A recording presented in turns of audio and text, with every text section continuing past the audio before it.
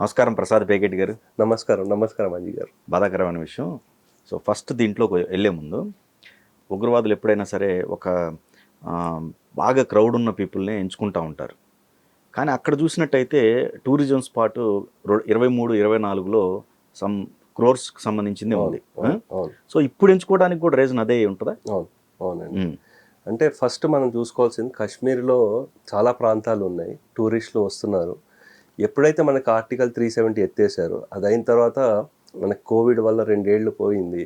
దాని తర్వాత నుంచి టూరిజం బాగా పెరుగుతూ వచ్చిందండి. సో అక్కడ ఏంటంటే మనకి 2023లో 2,30,00,000 మంది టూరిస్టులు వచ్చారు. అంటే చాలామంది మనకి ధర్మం వైపు, అంటే సనాతన ధర్మం వైపు మనకి ఇక్కడ వైష్ణవిదేవి కానివ్వండి, అమర్నాథ్ యాత్ర కానివ్వండి, దాని గురించి లేదు మంచిగా ఉంటాయి. మనకి ఏంటంటే ఇటుపక్కన ఉండే ప్రాంతాలు భారతదేశంలో మంచు అంటే నార్త్ ఈస్ట్ కానీ, హిమాచల్ లేకపోతే కాశ్మీర్, ఇలా వచ్చేవాళ్ళు చాలామంది, లేకపోతే దాల్ లేక్ ఇటువంటి వాటికి గురించి వచ్చేవాళ్ళు చాలామంది ఉంటారండి. అయితే 2024లో కూడా చూసుకుంటే మనకి 2.6 crores వరకు వచ్చారు. సో దాంతోపాటు G20 వాళ్ళని కూడా అక్కడ తీసుకెళ్ళడము, ఎలక్షన్స్ జరిగాయి. ఎలక్షన్ జరగడం కూడా మనకి అఫ్కోర్స్ సుప్రీంకోర్టు వాళ్ళు చెప్పారు కాబట్టి చేశాము ఇట్లా అని చెప్పినప్పటికీ, సో ఎటువంటి సమస్యలు ఎక్కువ బుల్లెట్ కూడా ఎక్కడ ఇది అవ్వకుండా ప్రశాంతంగా ఎలక్షన్స్ జరిగింది. సో దాంతో అది దీనికి మింగుడు పడట్లేదు. అంటే చాలా మందికి గ్లోబల్ నెరేటివ్లో కూడా కాశ్మీర్ ప్రాబ్లం సాల్వ్ అయిపోయింది, నార్మల్సీకి వచ్చేసింది అన్న ఈ ఇన్ఫర్మేషన్ ఏదైతే ఉందో అందరిలో వస్తుంది. ఇక్కడ కూడా మా వృత్తిరీత్యా మా వాళ్ళు వేరే కంట్రీస్ నుంచి వచ్చే వాళ్ళని కూడా అడుగుతూ ఉంటారు, వాళ్ళు ఎక్కడ వెళ్ళొచ్చు, ఇలా వెళ్ళొచ్చు అంటే మామూలు చెప్తాం ఇక్కడ దగ్గర ఉండే ప్రాంతాలు. లేదు నేను కాశ్మీర్కి వెళ్ళాలనుకుంటున్నా, స్నో ఉంటుంది, స్కీయింగ్ చేయాలని, లేకపోతే నార్త్ ఈస్ట్ ఇలా అంటారు.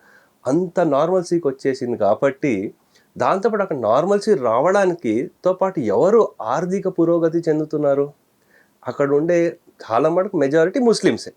రైట్. సో ముస్లిమ్సే ఎక్కువ ఉన్నారు. సో దాంతోపాటు ఏంటంటే ఇప్పుడు పాకిస్తాన్ ఆక్యుపైడ్ కాశ్మీర్లో ఎంతమంది అయితే ఉన్నారో ముస్లిమ్స్, వాళ్ళకి అసలు తిండి కూడా సరిగా లేదు. ఇక్కడేమో వీళ్ళు మంచి ఆర్థిక పురోగతి చెందుతున్నారు. దాంతో పాకిస్తాన్లో ఉండే ఆర్మీకి కానివ్వండి, అక్కడ ఉండే టెర్రరిస్ట్ ఆర్గనైజేషన్లకు కానీ వాళ్ళకి ప్రెషర్ పెరుగుతోంది. అంతర్గతంగా వాళ్ళు ఎంత బాగా ఉన్నారు, బాగా డెవలప్ అవుతున్నారు, మేము వెనకబడిపోయాము ఆ ప్రెషరు. గ్లోబల్లీ మొత్తం నెరేటివ్ ఇలా ఉంది. దానికి తోడు ఏంటంటే ఇది టూరిజం స్టార్టింగ్ సీజన్. చాలామంది మనం ప్లాన్ చేసుకుంటే ఎంప్లాయీస్ కానీ ఎవరైనా సరే ఇప్పుడు పిల్లలకి స్కూల్ హాలిడేస్ వస్తాయి, సరే మనకు కూడా కొంచెము వెకేషన్ తీసుకుని వెళ్దాము, సరే ఎండ ఉంది కొంచెం చలి ప్రాంతాలు అక్కడ వెళ్ళొచ్చు అట్లా. లేకపోతే కొత్తగా పెళ్ళైన వాళ్ళు, మాఘమాసం అయిన తర్వాత చాలామంది పెళ్ళిళ్ళు అయిన వాళ్ళు హనీమూన్, ఇప్పుడు అందరు మనకి భారత్లోనే ఇన్ని సదుపాయాలు ఉన్నాయి కదా, వేరే చోటికి ఎందుకు వెళ్ళడం, ఇలా కాశ్మీర్కి ఈ ప్రాంతంలో ఈ టైంలో వెళ్తున్నారు.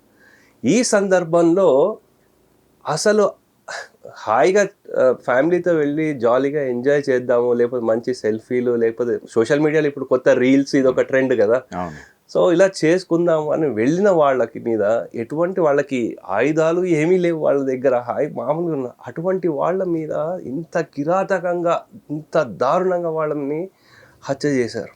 అంటే అసలు ఒక భార్య ముందు, ఒక చిన్న పిల్లవాడి ముందు వాళ్ళ తండ్రిని చంపేయడం అన్నది చాలా దారుణమైంది. ఏదో ఉట్టి ఒక మన వీళ్ళ మీద చేశారని కాదు, నేపాల్ వాళ్ళు ఉన్నారు, ఇజ్రాయెల్ వాళ్ళు ఉన్నారు, అందరూ ఉన్నారు, అందరి వాళ్ళ మీద కూడా జరిగింది. సో అది చాలా దారుణమైందండి. టైమింగ్ కూడా పెహల్గామ్ ఏంటంటే అసలు చెప్పాలంటే April 20 వరకు మనకి యూజువల్లీ చాలామంది ఇంటెలిజెన్స్ ఫెయిల్యూర్ అవి ఇవి అంటున్నారు. ఇంటెలిజెన్స్ ఫెయిల్యూర్ కాదండి.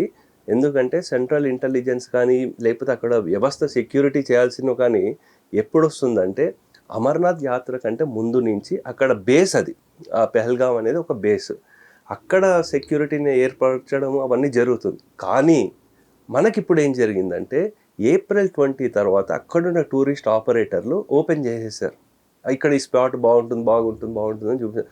దాని మీద ఇంకా దర్యాప్తు నడుస్తుంది కాబట్టి దాని మీద ఆ టూరిస్ట్ ఆపరేటర్లు ఇన్వాల్వ్ అయి ఉన్నారా లేదా, లేకపోతే లోకల్ పోలీసులు వాళ్ళ ఇన్వాల్వ్మెంట్ ఏముందో అని చెప్పడం సరైంది కాదు కాబట్టి దాని మీద ఏం చర్చ చేయదలుచుకోలేదు.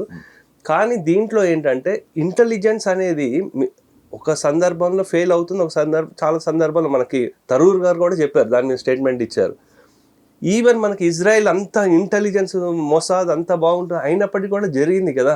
రైట్. సో అందు గురించి మనకి ఇంకా పూర్తిగా తెలియనప్పుడు దాని గురించి ఎక్కువ కమెంట్ చేయకపోవడం మంచిదని అనుకుంటాను. కానీ మనకు వచ్చిన ఇన్ఫర్మేషన్ ఎంత అయితే ఉందో పబ్లిక్ డొమైన్లో ఎంత అవుతుందో ఆ ఇన్ఫర్మేషన్ ప్రకారము అక్కడ టూరిస్ట్ ఆపరేటర్ వాళ్ళు ముందే తీసుకుని వెళ్ళారు.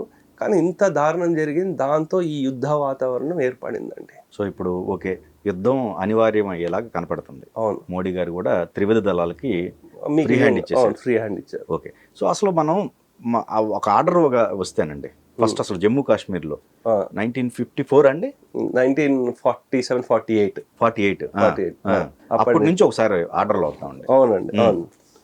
సో అక్కడ మనం చూసుకుంటే అండి మనకి స్వతంత్రం వచ్చిన సమయానికి మనకి 500 పైన చిన్న చిన్న రాజులు పాలించే అన్నీ ఉన్నాయండి. అప్పుడు మనకి first home minister Sardar Vallabhbhai Patel గారు ఒక నిర్ణయం తీసుకున్నారు, ఇవన్నీ రాష్ట్రాలుగా రావాలి, కలిసి రావాలి, కొంత భాష కొంత ప్రాంతం మీద అవి కలిసి వచ్చాయి. దాంట్లో ఏంటంటే 3 రాజ్యాలు ఏవైతే ఉన్నాయో వాళ్ళకి కొంచెం ప్రాబ్లం వచ్చింది.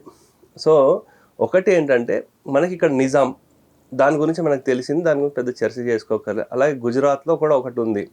సో అది కూడా వాళ్ళు కూడా ఏంటంటే ముస్లిం నవాబులు పాలించేవారు, కానీ ప్రజలు మాత్రం ఎక్కువ మెజారిటీ హిందువులు.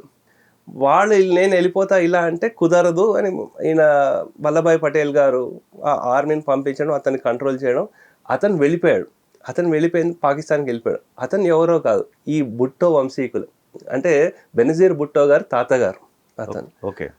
సో తర్వాత ఇప్పుడు వచ్చిన విషయం ఏంటంటే కాశ్మీర్ ప్రాంతంలో ఏంటంటే, కానీ మనం ముందు నుంచి చూసుకుంటే అది కశ్యప మహర్షి ప్రాంతము అని దానికి కాశ్మీర్ అని ఒక ఇది ఉంది. అలాగే ప్రతి ప్రాంతంలో కూడా పేర్లు చూసుకుంటే మనకు ఆ ఋషులు వీళ్ళవి సంబంధించి ఉంటుంది. కానీ చరిత్రలో అలా ముందుకెళ్తూ ఉంటే అప్పుడు మనకి హరిసింగ్ గారు, అంటే ఇప్పుడు మహారాజు కరణ్ సింగ్ ఎవరైతే ఉన్నారో కాంగ్రెస్లో రాజ్యసభ మెంబర్గా చేశారో వారి తండ్రి గారు, వారు రాజు అప్పుడు. అయితే చాలామంది ముస్లిమ్సే ఎక్కువ మంది ఉన్నారు దానికి. సో ప్రజలందరూ ముస్లిమ్స్. అయితే ఆయనకు కూడా భయం వచ్చింది, అంటే ఇక్కడ పక్కన పాకిస్తాన్ వచ్చేసింది, ఇంకో పక్కన ఏమో ఇక్కడ ముస్లిమ్స్ ఎక్కువ మంది ఉన్నారు. సో అందుగురించి ఆయన October 26, 1947లో మేము భారత్లోనే విలీనం అవుతాము అని ఒక సైన్ చేశారు ఆయన కాంట్రాక్ట్. అయితే ఏమైందంటే అంతకు ముందు నుంచే అక్కడి నుంచి పాకిస్తాన్ ట్రైబల్స్ అంటారు, కానీ ట్రైబల్స్ వేషం వేసుకున్న ఆర్మీ వాళ్ళే 22 October 1947 నుంచి వెస్టర్న్ కాశ్మీర్ ప్రాంతం నుంచి ఆక్యుపై చేసుకుంటూ రావడం మొదలుపెట్టారు. అయితే 1948 మేలో పాకిస్తాన్ ఆర్మీ కూడా ఆ యుద్ధంలో వచ్చిందండి. అయితే UN దగ్గరికి వెళ్ళారు మన నెహ్రూ గారు. అయితే అప్పుడు ఏమైందంటే దీన్ని సీజ్-ఫైర్ ఇమీడియట్గా చేయాలన్నారు. దాంతో ఏమైందంటే 2/3 ఆఫ్ కాశ్మీర్, జమ్మూ అండ్ కాశ్మీర్ ప్రాంతం మనతో ఉంది, 1/3 వాళ్ళకి వెళ్ళిపోయింది. అక్కడి నుంచి ఇది ఉంది. ముఖ్యంగా చూసుకోవాల్సింది ఏంటంటే అండి, మనము దగ్గర 1100 మంది మన సోల్జర్స్ని కోల్పోయామండి. దాంట్లో పాకిస్తాన్ వాళ్ళు 6,000 మందిని కోల్పోయారు. అయితే ఇక్కడ మనకి యుఎన్ని మనం తీసుకురావడంతో ఏమైందంటే వాళ్ళు పాకిస్తాన్ వాళ్ళు ప్లెబిసైట్ పెట్టాలి, అవి పెట్టాలి, ఇవి పెట్టాలి, లేకపోతే ఇవన్నీ చెప్పారు. ఇంకొక ఆసక్తికరమైన అంశం ఇంకోటి చెప్తా. ఇజ్రాయెల్ కూడా ఇంచుమించు అదే సమయంలో ఓటింగ్ అవంతా జరిగిందండి. ఆ సమయంలో భారత్ ఓటు వేయలేదు ఇజ్రాయెల్కి ఫర్గా. చాలామంది అనుకుంటారు భారత్ ఎప్పుడు ఇజ్రాయెల్కి ఫర్ ఉంటుంది అనుకుంటారు, కానీ 1947-48 ప్రాంతంలో UN అసెంబ్లీలో జరిగినప్పుడు భారత్ ఓటు వేయలేదు. ఎందుకంటే అది ఉన్న దాని నుంచి విడిపోవడం సపరేట్ కంట్రీ అవుతుంది. మనం దానికి సపోర్ట్ చేస్తే ఇక్కడ విడిపోవడానికి లేకపోతే ప్లెబిసైడ్ కూడా పెట్టాల్సి వస్తుందన్న ఉద్దేశంతో మనం దాన్ని పాల్గొలేదు, ఆ ఓటింగ్లో పాల్గొలేదు అనమాట. సో అప్పటి నుంచి వీఆర్ వెరీ క్లియర్. కానీ అక్కడ చాలామందికి క్రిటిసిజం వచ్చేది ఏమొస్తుందంటే అసలు UN వరకు వెళ్ళాల్సిన అవసరం ఏమొచ్చింది, వెళ్ళకుండా మనమే చేసి ఉంటే బాగుండేది. దాని మీద అటు ఇటు ఆర్గ్యుమెంట్స్ ఉన్నాయి. సరే దాని గురించి ఇంకా పెద్ద చర్చ అది. అయితే ఇంకోటి ఏమైందంటే 1965లో వచ్చేసరికి పాకిస్తాన్ వాళ్ళు ఏం చేశారంటే ఆపరేషన్ గిబ్రాల్టర్ అనేది ఒకటి స్టార్ట్ చేశారు August 1965లో. అంటే అక్కడి నుంచి ఆ, ఎవరైతే ట్రూప్స్ ఉన్నారో వాళ్ళు ఏమంటే లోకల్స్ వాళ్ళలాగా వచ్చేసి మన ఇండియాలోకి మన కాశ్మీర్ ప్రాంతంలోకి వచ్చేసి అక్కడ లోకల్సే తిరగబడుతున్నారు ప్రభుత్వానికి అన్న ఒక ఇమేజ్ ఒకటి క్రియేట్ చేశారు. యాక్చువల్లీ స్టార్ట్ అయింది రన్ ఆఫ్ కచ్లో స్టార్ట్ అయిందండి ఏప్రిల్ 1965లో. కానీ ఇది మెయిన్ 25,000 to 30,000 మంది వాళ్ళు వచ్చిన తర్వాత ఈ చాలా పెద్ద గొడవ అయింది. మళ్ళీ ఈ యుఎన్ ఇంటర్వెన్షన్ అయ్యింది. దాంతోపాటు ఈ టష్కెంట్ అంటే అప్పుడు లాల్ బహదూర్ శాస్త్రి గారు ఉన్నారు. ఆ సమయంలో ఏంటంటే ఇది ఒక వివాదం. మళ్ళీ ఇక్కడ ఏంటంటే కొన్ని ప్రాంతాలు మనం ఆక్యుపై చేసాం. మనం చెప్పాలంటే దగ్గర 1800 స్క్వేర్ కిలోమీటర్స్ మనం ఆక్యుపై చేసాము. దాంతోపాటు ఎక్స్ట్రీమ్ కంట్రోల్ కూడా వచ్చేసింది. కానీ క్యాజువాలిటీస్ చాలా ఎక్కువైంది. 3,000 మంది వాళ్ళు ప్రాణత్యాగం చేయాల్సి వచ్చింది. అయితే ఇక్కడ మనం చూసుకుంటే వరల్డ్ వార్ తర్వాత జరిగిన పెద్ద ట్యాంకర్లు ధ్వంసమైందంటే దీంట్లోనండి. దగ్గర 100 పాకిస్తాన్ ట్యాంకులు ధ్వంసమై భారత్వి ఒక 70 వరకు కోల్పోయాం. అయితే మనకి ఒక హాజీ పాస్ అనేది ఏదైతే మనం వాళ్ళకి ఇచ్చేసామో అది మనం ఇవ్వకుండా ఉంటే బాగుండేది అనే ఒక పర్స్పెక్టివ్ కూడా వస్తుంది. దానివల్ల వాళ్ళ కంట్రోల్ అడ్డుపోయింది అని. నెక్స్ట్ జరిగింది 1971. యాక్చువల్లీ చెప్పాలంటే కాశ్మీర్తో దీనికి సంబంధం లేదు. కానీ అక్కడ ఏమైందంటే 2 ఫ్రంట్ వార్ లాగా అయింది. ఫస్ట్ మనకి చూస్తే మేమందరం ముస్లింలు అందరం ఒకళ్ళమే, మాకు సపరేట్ దేశం ఇచ్చేయాలి. ఫస్ట్ ఏంటంటే east Pakistan, west Pakistan. Actual చెప్పాలంటే ఈ నిజాం పరిపాలించిన ఈ ప్రాంతాన్ని సౌత్ పాకిస్తాన్ చేయాలనే ప్రపోజల్ కూడా ఉంటే దాన్ని ఒప్పుకోకుండా మనం దాని గురించి పెద్ద రజాకార్లకు మూవ్మెంట్ అవన్నీ జరగడం అది పక్కన పెట్టేస్తే ఈస్ట్ వెస్ట్ మనకి ఎప్పుడు టెన్షన్గానే ఉండేవి. అయితే కానీ ఏమైందంటే పాకిస్తాన్లో కూడా ఎక్కువ మంది పంజాబీ ముస్లిమ్స్ ఎక్కువ, వాళ్ళకి మిగతా ముస్లిమ్స్ అంటే చిన్న చూపు. ఎక్కువ వాళ్ళు మాట్లాడే భాష ఉర్దూ. ఈస్ట్ పాకిస్తాన్లో ఉండే వాళ్ళు మాట్లాడేది బంగ్లా.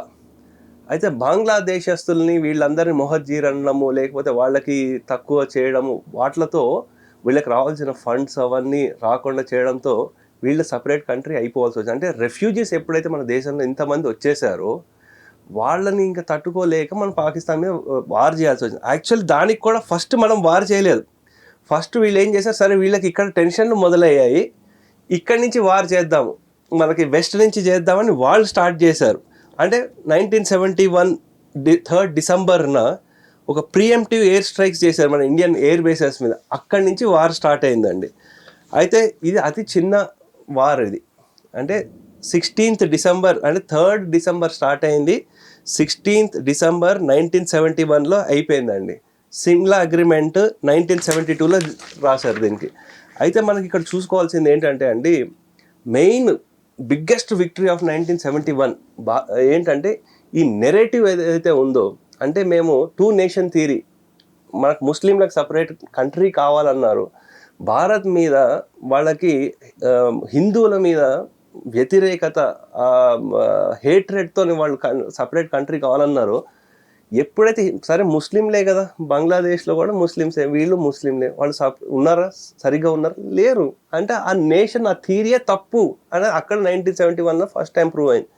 ఇంకా ఇప్పుడు కూడా చూస్తున్నాం మనం బలూచిస్తాన్లో కానివ్వండి, అక్కడ ఖైబర్ పఖ్తూన్వా ఆఫ్ఘనిస్తాన్ బార్డర్లో కానివ్వండి, ఇంకా జరుగుతుంది. చెప్పాలంటే అంతర్గతంగా సింధు ప్రాంతానికి పంజాబ్ ప్రాంతానికి మధ్య అంతర్గత కలహాలు చాలా జరుగుతున్నాయి. సో ఆ థియరీ ఏదైతే ఉందో 2 నేషన్ థియరీ అనేది తప్పు అనేది మనం చెప్పగలిగాము. బంగ్లాదేశ్లకి ఒక సపరేట్ కంట్రీ ఒకటి ఫామ్ చేయగలిగాము అంటే బంగ్లా వాళ్ళకి. సో కానీ దాంతోపాటు మనకి ఏంటంటే అండి చాలా లాసెస్ కూడా బాగా వచ్చాయి. యాక్చువల్ చాలామందికి తెలియదు ఈ విషయము.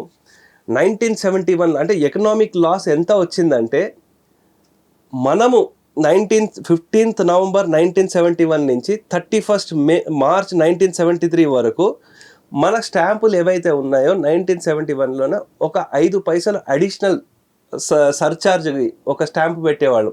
ఇదేంటిది, ఆ బంగ్లాదేశీలో ఉండే వాళ్ళకి రెఫ్యూజీలకి వాళ్ళ గురించి. అంటే మనకి వారు జరిగినప్పుడు మనం ఎప్పుడు చేయలేదు, కానీ బంగ్లాదేశీల గురించి మనం అప్పుడు చేయాల్సి వచ్చింది.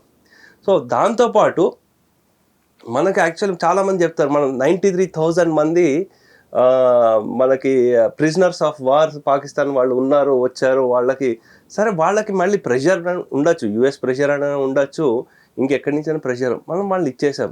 కానీ మన వాళ్ళు ఒక 25 మంది వరకు ఉన్నారండి. వాళ్ళ గురించి 2010 వరకు ఇంకా ఫైట్ జరుగుతూనే ఉంది. వాళ్ళు ఏమయ్యారు ఏమైపోయారు ఏమీ తెలియదు, మనకి రిటర్న్లో ఏం రాలేదు. సో దానికి తోడు ఇప్పుడు ఏమైందంటే మనకి ఒక కంట్రీతోనే మనకి ఎగెన్స్ట్గా ఉండేది, ఇప్పుడు బంగ్లాదేశ్ ఏంటి అక్కడ రాడికలైజేషన్తో ఇంకో కంట్రీ కూడా మనకి ఎగెన్స్ట్గా అవుతుంది. సో అది ఇంకొక ప్రాబ్లం అవుతుంది. ఇప్పుడు 93,000 వాళ్ళు ఎవరైతే సైనికులు బందీలు అయ్యారు అంతే కదా? అవును అవును. అయినప్పుడు ఈ సిమ్లా ఒప్పందం ఏంటి అసలు? ఆ సిమ్లా ఒప్పందం ఏంటంటే దాంట్లో మనకి ఏమున్నా సరే ఇది వరకు వాళ్ళు యుఎన్కి వెళ్ళిపోయేవారు, మనం యుఎన్కి వెళ్ళిపోకుండా బైలాటరల్లీ చర్చలు చేసుకోవాలి. ఓకే, అదే మెయిన్ సిమ్లా ఒప్పందం. ఏమున్నా సరే మనకి ఒకళ్ళకి మనకి నచ్చకపోయినా సరే ఏమున్నా సరే ఒకళ్ళకి చెప్పి మనం మిగతా యాక్షన్ తీసుకోవాలి, అది సిమ్లా అగ్రిమెంట్. ఇంకా లైన్ ఆఫ్ ఎల్ఓసి అంటారు, లైన్ ఆఫ్ కంట్రోల్, దాన్నే మనం గౌరవించాలి, అది దాటకూడదు మనము, ఇవన్నమాట. ఆ సిమ్లా యాక్ట్ ఏదైతే ఉందో సిమ్లా అగ్రిమెంట్ మేము ఇంకా గౌరవించామని పాకిస్తాన్ వాళ్ళు చెప్పారు. అది చెప్పాలంటే వాళ్ళకే దెబ్బ, మన వాళ్ళు ఎప్పుడైనా దాటేయచ్చు, ఇప్పుడు లైన్ వాళ్ళు గౌరవించాలంటే ముందుకు వెళ్ళిపోవచ్చు మనం ఇప్పుడు. సో అది కూడా ఒక ఇదండి, especially on the Shimla agreement గురించి. అయితే మనం ఇక్కడ చూసుకోవాల్సింది ఏంటంటే, of course I'm not talking anything on the political front, because ఒక్కొక్కళ్ళు వాళ్ళదే గొప్ప అని చెప్పుకుంటారు కాబట్టి I'm not really focusing on that. ఆ టైంలో ఇమీడియట్ ఎలక్షన్ జరిగిన తర్వాత ఇందిరాగాంధీ గారు మంచి మెజారిటీతో గెలిచారు. సో అది ఏదైనా ఉండొచ్చు, కానీ అప్పుడు జరిగిన పొలిటికల్లీ అయితే అదొక ఇది. కానీ భారత్కి మాత్రం చాలా లాసులు కూడా బాగానే అయ్యిందండి. సో చాలా మనం అనుకుంటాం లేదు చిన్నవారు చాలా పెద్ద చేసాము ఇది చేసాము, కానీ మనకి యాక్చువల్గా చూసుకుంటే చాలా లాసెస్ వచ్చాయి. ఇంకోటి కూడా చూడాల్సింది ఏంటంటే, చాలామందికి తెలియదు ఈ విషయము, ఎంతమంది అయితే రేపులకి వీటికి గురయ్యారో, ఎస్పెషల్లీ ఢాకా యూనివర్సిటీ అక్కడ చాలామంది, అంటే అప్పుడు కూడా చాలామంది హిందూ స్త్రీలే చదువుకోవడానికి వచ్చేవారు. సో వాళ్ళకే చాలామంది బాధలు పడ్డారు. దగ్గర 30 లక్షల మంది వరకు ప్రాణాలు కోల్పోయారు ఆ బంగ్లా ప్రాంతంలో అన్న ఒక రిపోర్ట్ కూడా ఉందండి. ఏది హిందువులు అని కాదు, అందరూ బంగ్లాదేశీలు. హిందువులు అని పర్టికులర్ చేసింది ఎక్కడ లేదు, కానీ ఎక్కువ యూనివర్సిటీస్లో ఇవన్నీ చోట్ల ఏవైతే జరిగిందో అక్కడ మాత్రం చాలామంది హిందూ మహిళలు చాలామంది ప్రాణాలు కోల్పోయారు. చాలామంది చెప్పలేనటువంటి ఈ పాకిస్తాన్ ఆర్మీ వాళ్ళు చేసినవి చాలా ఉన్నాయండి అక్కడ. ఓకే, సో అది 1971 వార్. చాలామంది అనుకుంటారు సార్ 1971 వార్ తర్వాత మనకి ఏమైంది, ఏం అవ్వలేదు, 1999లోనే అనుకుంటారు. సార్ 1999లో కాదు, యాక్చువల్ చెప్పాలంటే 1984లో కూడా జరిగింది. ఎప్పుడైతే ఈ సియాచిన్ అనే ప్రాంతం ఎప్పుడైతే హైయెస్ట్ మనకు ఉంటుందో, ఈ సిమ్లా అగ్రిమెంట్లో దాన్ని అసలు ఎవరు వెళ్ళకుండా, మీరు ఉండకండి మేము ఉండము అక్కడ, దాన్ని అలాగే ఉంచుతాం, ఎందుకంటే మన సోల్జర్స్కి మనకి ప్రాబ్లం అవుతుంది, అంత హైట్లో ఉండడం మీకు ప్రాబ్లం అవుతుంది అన్న అగ్రిమెంట్ కూడా ఉంది సిమ్లా అగ్రిమెంట్లో. అయితే వీళ్ళు ఏం చేశారంటే 1980స్లో మళ్ళీ అక్కడి నుంచి ఏదో కొండలు ఎక్కడము, లేకపోతే ఇటువంటివి మేము టూరిజం ప్రమోట్ చేస్తాము, ఇవి చేస్తాము అవి చేస్తామని చెప్పి నెమ్మదిగా మళ్ళీ అక్కడ పంపించేయడం జరిగింది. దాంతో అక్కడ కూడా బాగానే వార్ జరిగిందండి. సో దాంతో ఏమైందంటే మళ్ళీ ఆ సియాచిన్ గ్లేషియర్ ఏదైతే ఉందో మళ్ళీ మన కంట్రోల్లో తీసుకొచ్చాము. అప్పటి నుంచి మన ఆర్మీ వాళ్ళు అక్కడ ఉంటున్నారు, వాళ్ళు ఉంటున్నారు. కానీ దానివల్ల ఏంటంటే చెప్పాలంటే మిలిటరీలో ప్రపంచవ్యాప్తంగా 22,000 feet పైన అక్కడ మన వాళ్ళు ఎవరైతే అవుట్ పోస్టులు ఉన్నాయో అది అసలు -50 degrees -40 degreesలో కూడా అక్కడ ఉంటున్నారండి, కాపాడుతున్నారు.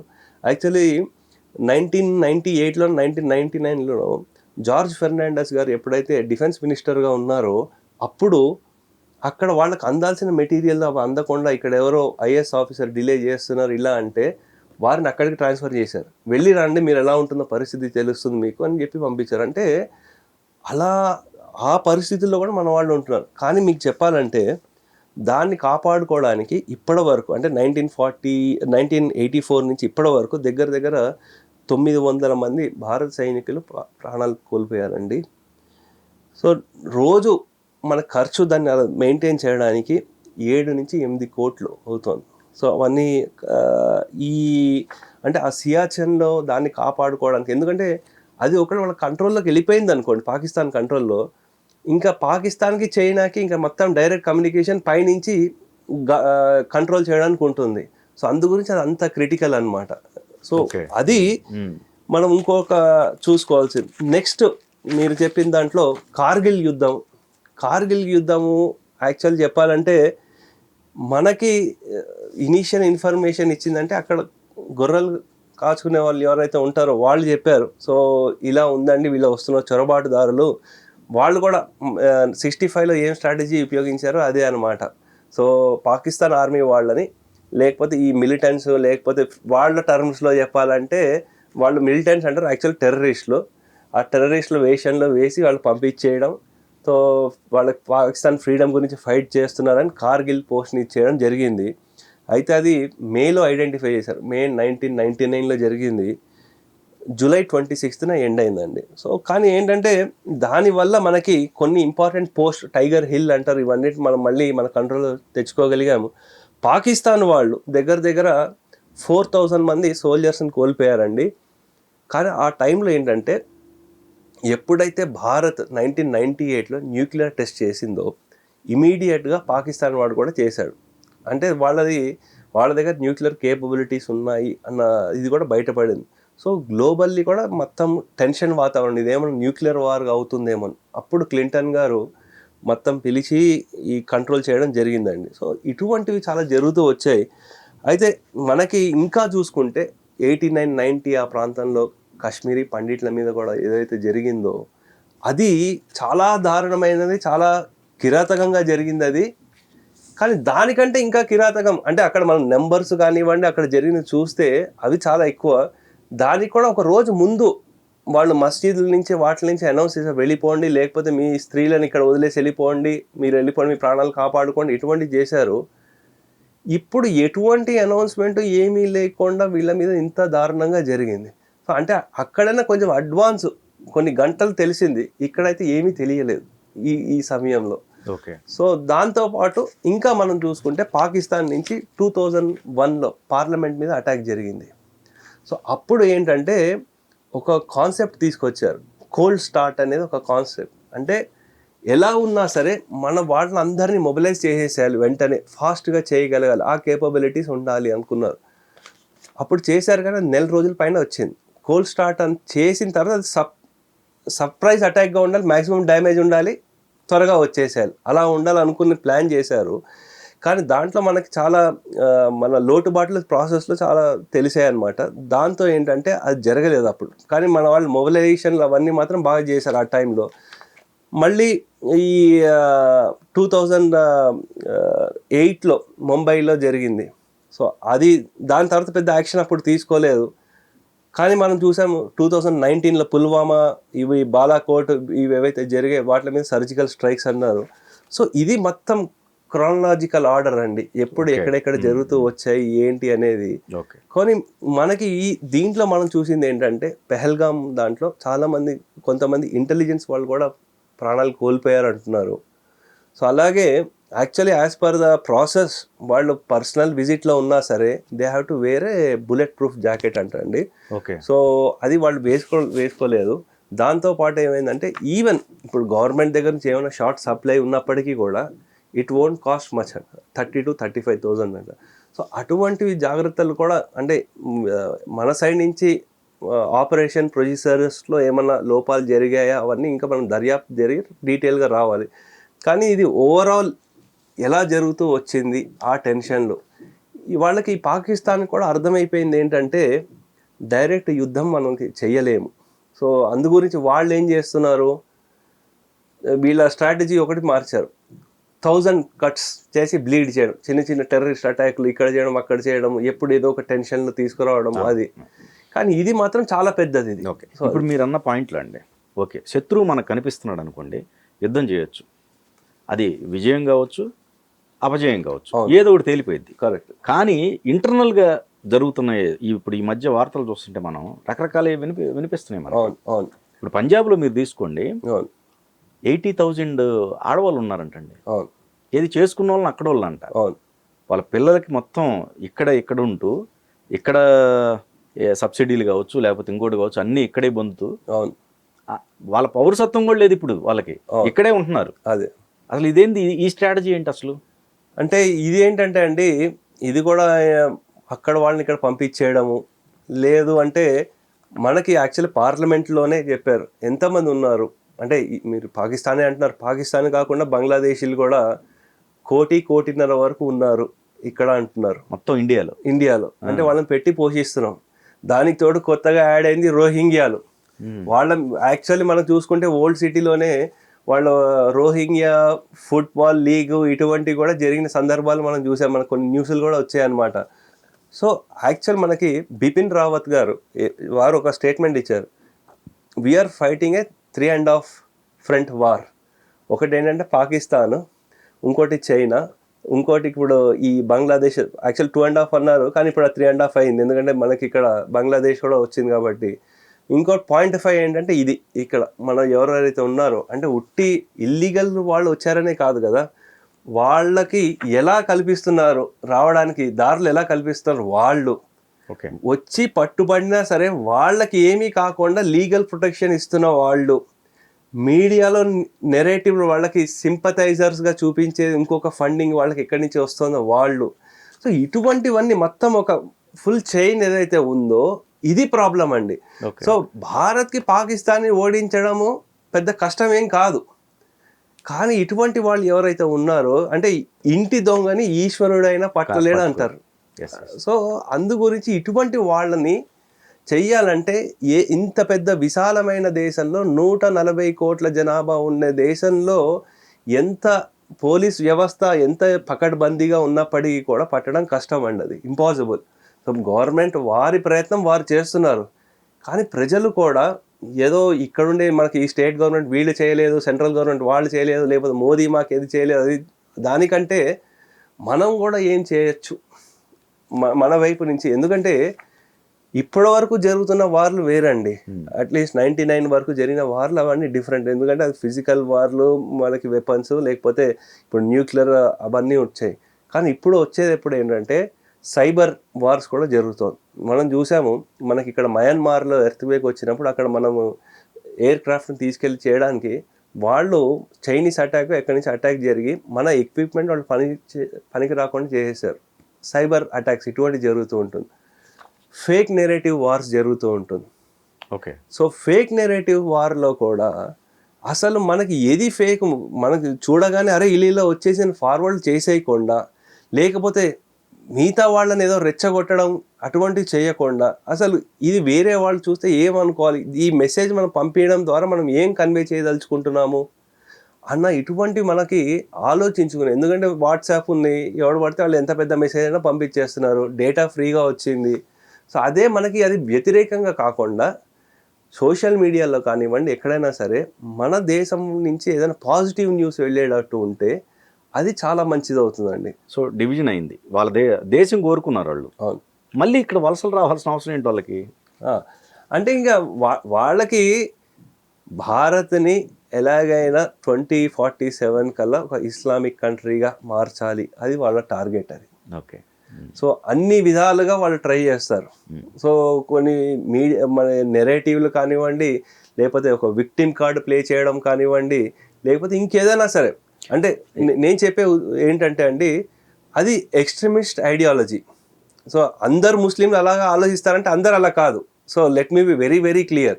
చదువుకున్న వాళ్ళు ముందు అరే మేము మానవతాన్ని చూసేవాళ్ళు, వాళ్ళలో ప్రాబ్లం లేదండి. చాలామంది ఈ ఎక్స్ట్రీమ్ ఐడియాలజీకి ఎవరైతే వెళ్ళిపోతారో వాళ్ళ ఆలోచన ధోరణి అలా ఉంటుంది.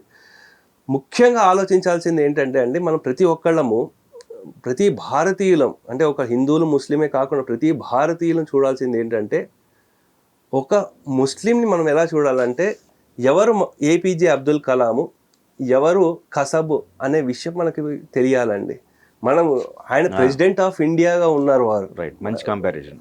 సో ఇది మనము జాగ్రత్తగా పరిశీలించాల్సిన అవసరం ఎంతైనా ఉందండి. అలాగే ఒక భారతీయ నాగరికుడిగా మనకు ఒక బాధ్యత కూడా ఉందండి. మనల్ని ఎవరైనా ఈ సస్పీషియస్ క్యారెక్టర్లు కనిపిస్తుంటే మనం ఇన్ఫార్మ్ చేయాల్సిందే. అంతేగాని మనము ఏదో భయపడిపోయి అమ్మో చెప్తే మళ్ళీ పోలీసులు నా మీద కేసు పెడితే నేను వీళ్ళకి నా మీద అటాక్ జరిగితే ఏంటి, ఇటువంటి భయాలు పెట్టుకోకూడదండి. ఎస్పెషల్లీ బంగ్లాదేశీలు, రోహింగ్యాలని మనం ఒక 2 నిమిషాలు మాట్లాడితే చెప్పేయచ్చండి. వాళ్ళు ఎక్కడ వాళ్ళో ఏ ప్రాంతంలో చెప్పేయచ్చు. అలాగే గవర్నమెంట్ కూడా మన ఐడెంటిటీని రివీల్ చేయకుండా కొన్ని ఇవి కల్పించారు వాళ్ళకి. ఎలా చేయొచ్చు, కమ్యూనికేట్ చేయొచ్చు, అవన్నీ కూడా చేశారు. అవి చెయ్యాలి. అదొక మన బాధ్యత. అది మనం హక్కుల గురించి పోరాడతాం, కానీ మనకు బాధ్యతలు కూడా ఉన్నాయి కదండి. సో అందు గురించి మనం మన బాధ్యతలు కూడా తెలుసుకోవాల్సిన అవసరం చాలా ఉందండి. సో ఇక్కడ మీరు అన్నదే దాంట్లో కొందరు అభిప్రాయం దీన్ని కూడా ఇస్లాం కంట్రీగా మారుద్దామని కొందరు అభిప్రాయం. అయితే పవన్ కళ్యాణ్ గారు నిన్న ఒక స్పీచ్లో మాట్లాడారు, అసలు ఈ దేశం హిందూ దేశంగా ఇది ఒక్కటే ఉంది, ఇక్కడి నుంచి కూడా పారిపోమంటే ఎక్కడికి వెళ్ళాలి, తరిమి కొడితే ఎక్కడికి వెళ్ళాలి? సార్, పవన్ కళ్యాణ్ గారికి చేతులెత్తి దండం పెట్టాలండి. అంటే అంత ఓపెన్గా, అంటే వారికి హిందువుల్లోనే కాదు ముస్లింలో కూడా మంచి ఫాలోయింగ్ ఉందండి. అయినప్పటికీ ఆయనకు ఓట్లు వస్తాయా, వాళ్ళ ఓట్లు పోతాయా లేదా, ఇవన్నీ వాటి గురించి ఆలోచించకుండా వారు దేశ హితం గురించి ఏది మంచిదో అదే చెప్పారండి. మీరు ఎక్కడ ఉంటున్నారో ఆ దేశాన్ని ప్రేమించండి, లేదు ఈ దేశం అంటే మీకు ఇష్టం లేదంటే మీరు ఇక్కడి నుంచి వెళ్ళిపోండి. సో మీరు ఏ దేశాన్ని ప్రేమిస్తారో అక్కడికి వెళ్ళిపోండి అని వారు చెప్పారు. సో అలాగే మోదీ గారి మీద వీళ్ళ వేరే పార్టీ వాళ్ళు ఏదో కార్టూన్ ఏదో పెడితే ఈ సర్తన్ జుదా ఏదైతే ఉందో గాయబ్ అని ఏదో పెట్టారు, అది చాలా తప్పు, వీటి మీద కేసు పెట్టాలని చెప్పారు. సో అంత ఓపెన్ గా మాట్లాడుతున్నారు. అంటే ఈజ్ వెరీ వెరీ క్లియర్.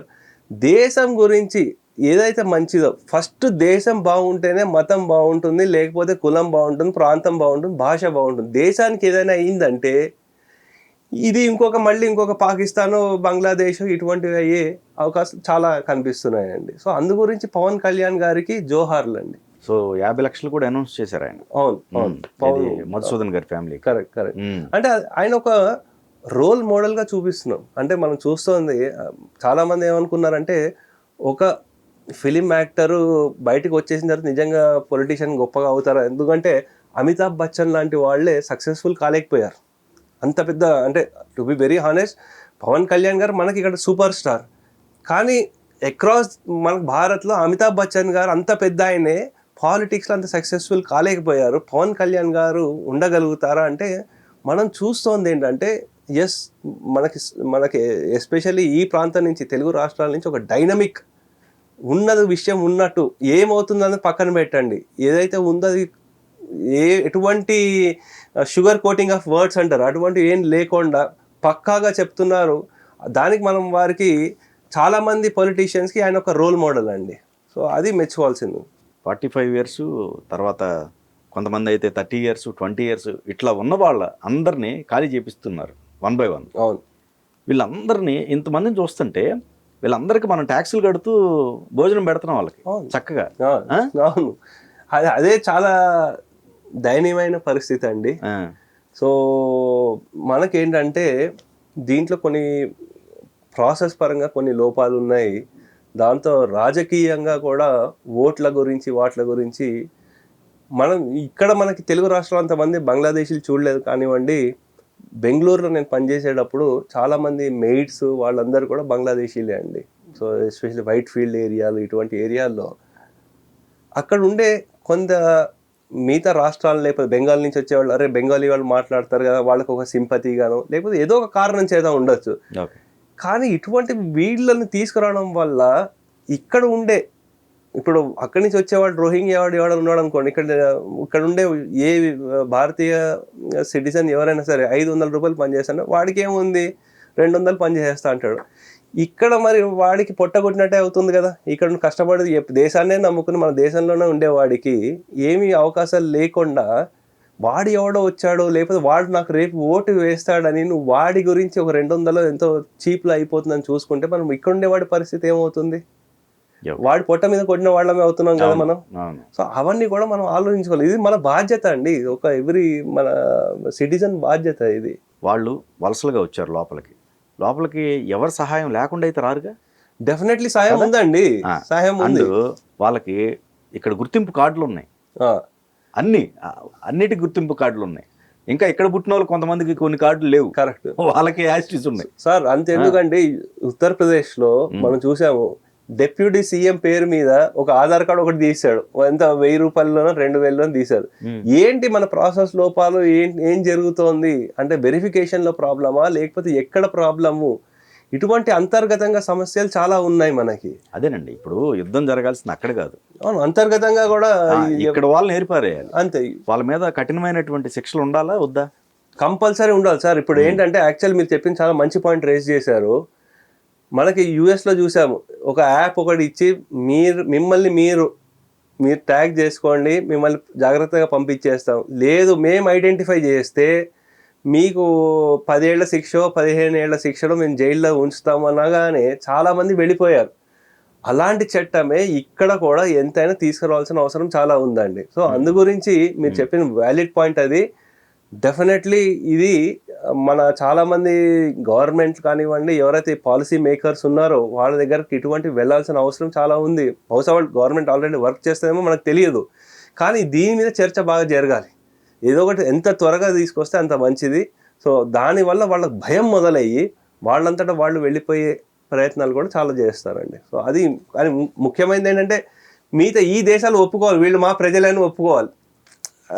వీళ్ళు ఎవరు మాకు తెలియదు అన్నారు అనుకోండి, అప్పుడు మనకి ఇంకా సమస్యలు ఎలా వస్తాయి, ఆ ప్రొసీజర్స్ ఎలా వస్తాయి అనేది మనం చూడాలన్నమాట. శత్రువులు ఎవరైతే ఉన్నారో వాళ్ళు ఇంత సెక్యూరిటీ మధ్య వాళ్ళని దాటుకొని, లేకపోతే ఎవరినో కొని మభ్యపెట్టో, లేకపోతే ఇంత చేసి రెక్కీ చేసో, లేకపోతే ఇంకోటో చేసి ఫైనల్గా కాల్పులు జరుపుతున్నారు, లేకపోతే బాంబు బ్లాస్టులు చేస్తున్నారు. ఇదంతా ఎందుకు? పాకిస్తాన్లోనే ఉన్నారు కదా హిందువులు, వాళ్ళని చేసుకోవచ్చు కదా అని చాలా గొప్ప ప్రశ్న వేస్తున్నారండి. అది పూర్తిగా అవగాహన లేకపోవడం అండి అది. ఎందుకంటే పాకిస్తాన్ ఏర్పడినప్పుడు దాంట్లో ఒక మండల్ గారు అనే ఒక వారు ఫైనాన్స్ మినిస్టర్, లా మినిస్టర్గానే ఉండేవారు. జనాభా ప్రకారం కూడా చూసుకుంటే దగ్గర 20% హిందువులు ఉండేవారు అప్పుడు 1947లో. ఇప్పుడు లెస్ దెన్ 1%. అక్కడ ఇంకా హిందువులు లేరు, వాళ్ళని ఎవరిని ఏం చేయలేరు, ఇంక మిగిలిందేది ఇదే. సో ఇందాక కారణాలు చెప్పింది కూడా అదే మీకు. ఎందుకంటే ఇక్కడ మొత్తము హిందువులే కాకుండా కాశ్మీర్ ప్రాంతంలో ముస్లింలు కూడా చాలా ఆర్థిక పురోగతి చెందుతున్నారు. దాని మీద వాళ్ళ ప్రెషర్ పెరుగుతోంది. మనం ముస్లింలు అని చెప్పి మనం సపరేట్ కంట్రీ మనం ఫామ్ చేసేసాము, మనమేమో తినడానికి తిండి లేకుండా అడుగు చేస్తున్నాము, వాళ్ళేమో అంత బాగున్నారు. అందు గురించి వాళ్ళు చేసిన అటాక్ ఇది. ఇప్పుడు మనం చూసుకుంటే కూడా అమర్నాథ్ యాత్ర కొండ ఎక్కేటప్పుడు కానీ అక్కడ మనకు మోసి తీసుకెళ్లే వాళ్ళు కానివ్వండి, అక్కడ గుర్రాలు లేకపోతే ఏదైనా అవన్నీ చేసేవాళ్ళు కూడా ముస్లిమ్సే వాళ్ళు. సో వీళ్ళకి ఇప్పుడు ఏంటంటే వీళ్ళు చేసిన అటాక్ కూడా ఈ కాశ్మీర్ ప్రాంతంలో ఫస్ట్ హిందువులు, తర్వాత అక్కడైతే సరే భారతదేశం బాగుంది అని ఎవరైతే అనుకుంటున్నారో వాళ్ళకి మళ్ళీ వాళ్ళ భయం కల్పించడానికి. ఎందుకంటే మీరు చూస్తే జస్ట్ ఒక 1 month క్రితట హురియత్ కాన్ఫరెన్స్ అని ఉంది కదండి, దాంట్లో ఒక 17-18 ఫ్యాక్షన్స్ ఉన్నాయి. దాంట్లో దగ్గర 16 ఫ్యాక్షన్స్ మాకు వేర్పాటు వాదంతో సంబంధం లేదు, మేము భారతదేశంతోనే ఉంటాము, హ్యాపీగా ఉన్నాము అని వాళ్ళు చెప్పారు. సార్ అంటే ఏంటంటే అక్కడ ముస్లిమ్స్ కూడా వాళ్ళు రియలైజ్ అయ్యారు. అక్కడ ఎవరైతే రియలైజ్ అయ్యి ఉన్నారో వాళ్ళలో భయాన్ని మళ్ళీ ముందు తీసుకెళ్ళడము, హిందువుల మీద రాకుండా చేయడం ఇక్కడ, అది ముఖ్య ఉద్దేశం. అందు గురించి అక్కడ వాళ్ళని అటాక్ వాళ్ళని ఎప్పుడు చేశారు, నానా హింసలు పెట్టారు వాళ్ళని. ఇక్కడైనా వాళ్ళని డైరెక్ట్ బుల్లెట్లు చేశారు, అక్కడ రేపులు చేయడం, ఇష్టం లేకపోయినా కన్వర్ట్ చేసేయడము, లేకపోతే 70-80 వాళ్ళకి ఇచ్చి చిన్న అమ్మాయిలను పెళ్లిళ్ళు చేసేయడం, ఇటువంటి చాలా జరిగాయి. ఏంటంటే ఇక్కడ ఏదో మనం రాజకీయంగా స్టేట్మెంట్ ఇవ్వాలని ఇస్తున్నారు, కానీ అసలు ఏం జరిగింది దాని మీద వాళ్ళు మొత్తం హిస్టరీ లేకపోతే దాని మీద ఉన్న రీసెర్చ్ చేస్తే వాళ్ళకి తెలుస్తుంది మన హిందువులు ఎన్ని బాధలు పడ్డారో. అందు గురించి ఈ సిఏఏ చట్టం తీసుకొచ్చి వాళ్ళకి ఇక్కడ సిటిజన్షిప్ ఇస్తున్నాం మనం. ఈ ఉగ్రవాదానికి మతం అనేది ఉండదు అని చెప్పేసి అంటున్నారు. మరి అయితే ఇప్పుడు కొన్ని స్టేట్మెంట్లు అయితే వైరల్ అవుతున్నాయి. మరి అదే హజ్ యాత్రలో ఇప్పటి వరకు జరగలేదు, ఆ వార్త వింటలేదేం మనం? మరి మతం అనేది ఉంది కదా అనేది. ఇది ఇప్పుడు జరిగింది అయితే Islamic terrorism. Let me very very clear. మతం లేదు, ఇవన్నీ చెత్త మాటలు. ఎందుకంటే మ్యాక్సిమం నెంబర్ ఆఫ్ అటాక్స్ కానీ ఎక్కడ జరిగినా సరే, ఎక్కడైతే పట్టుబడిన వాళ్ళు ఎవరైతే ఉన్నారో, సో ఇక్కడ ప్రాబ్లం ఏంటంటే ఇక్కడ టెర్రరిజానికి మతం ఉందా లేదా అది కాదు, ఇది ఇస్లామిక్ టెర్రరిజమే. ప్రాబ్లం ఏమొస్తుందంటే మోడరేట్స్గా ఉండేవాళ్ళు, అన్నీ తెలిసిన వాళ్ళు, అన్నీ చదువుకున్న వాళ్ళు, ఇస్లాం ఫాలో అయ్యేవాళ్ళు, ముస్లిమ్స్ ఎవరైతే ఉన్నారో ఇటువంటి వాళ్ళు ఎవరైతే చేస్తున్నారో వాళ్ళని తిప్పి కొట్టకుండా, ఎటువంటి స్టేట్మెంట్లు ఇవ్వకుండా ఏం జరుగుతున్నా కాముగా ఉంటున్నారు కదండి. వాళ్ళ వల్లనే ఈ ఇస్లామిక్ రాడికలిజం ఇంకా పెరిగిపోతుంది. అదే ఇంతమంది చదువుకున్న వాళ్ళు తిప్పి కొట్టండి వాళ్ళని. ఇక్కడ భారతదేశంలో, పాకిస్తాన్లోనే అక్కడ భయం, అమ్మ ఏమన్నంటే మనల్ని చంపేస్తారేమో. నేను పాకిస్తాన్లో అందరూ వాళ్ళు రాడికలిస్టులు అని చెప్పాను, చదువుకున్న వాళ్ళు అక్కడ కూడా ఉన్నారు కదా. అది ప్రాబ్లం ఇక్కడ. అక్కడే కాదు, ఎక్కడైనా సరే ఈ రాడికలిజం, ఈ ముస్లిం ఎక్స్ట్రీమిజం ఎందుకు పెరుగుతోంది, టెర్రరిజం ఎందుకు పెరుగుతోందంటే చదువుకున్న వాళ్ళు, అన్నీ తెలిసిన వాళ్ళు కాము ఉండడం వల్లే జరుగుతుందండి. అంటే ఏదో మా ప్రాణాలు పోతాయి, నాకేదో అయిపోతుంది అని కొన్ని జనరేషన్స్నే నాశనం చేసేస్తున్నారు. లేదు, ఇక్కడ వీళ్ళు కూడా కొంతమంది బయటకు వచ్చి మాట్లాడుతున్నారండి. ఇప్పుడు వాళ్ళ వల్ల, మీ వల్ల మేము ఇక్కడ ఇబ్బందులు పడుతున్నాం, అవమానాలను పొందుతున్నాం అవును అని చెప్పేసి కొన్ని స్టేట్మెంట్లు వస్తున్నాయి. అవును, ఇంకా రావాల్సిన అవసరం ఉంది, ఇంకా రావాల్సిన అవసరం ఉంది. అదే కాకుండా ఓవైసీ, అసదుద్దీన్ ఓవైసీ గారు ఆ స్టేట్మెంట్ ఇచ్చారు. అసలు మీకు తినడానికి తిండి లేదు, మీకెందుకు రాదు అని చెప్పేసి ఆయన స్టేట్మెంట్. కరెక్ట్. అంటే ఈ భుట్టో మీద కూడా అన్నారు వారు ఏమన్నారంటే, మనకి ఇండస్ వాటర్ ట్రీటీ ఆపేస్తే మీకు అక్కడ రక్తం పారుతుంది, ఇలా పారుతుంది, ఇలా అన్నావు కదా. అరే వీళ్ళే కదరా మీ అమ్మని చంపేసింది, మరి ఏం చేయగలిగావు. సో అవన్నీ మాట్లాడాక ఖండించారు. అంటే కొన్నిట్లో ఆయన లాజికల్గా మాట్లాడారు, వీ హ్యావ్ టు సపోర్ట్. అట్లాగే కొంతమంది హిందువులు కూడా ఈ సునకానందానికి వాళ్ళ స్టేట్మెంట్లు ఎలా, ఇప్పుడు ఏమైనా ఎలక్షన్లు ఉన్నాయా, ఎందుకు మోదీ ఇలా చేస్తున్నారు, ఇవన్నీ మనం చెప్పాల్సింది. మన వాళ్ళు, మన బ్రదర్స్ అండ్ సిస్టర్సే కదండి వాళ్ళు, అక్కడ చనిపోయిన వాళ్ళు మన భారతీయులే కదండి. వాళ్ళతో ఇంత బాధలో ఉండేటప్పుడు యావత్ భారతదేశము ఆ కన్నీరు మున్నీరై ఉన్నప్పుడు ఇటువంటి స్టేట్మెంట్లు ఇచ్చిన వాళ్ళని ఏమనాలండి.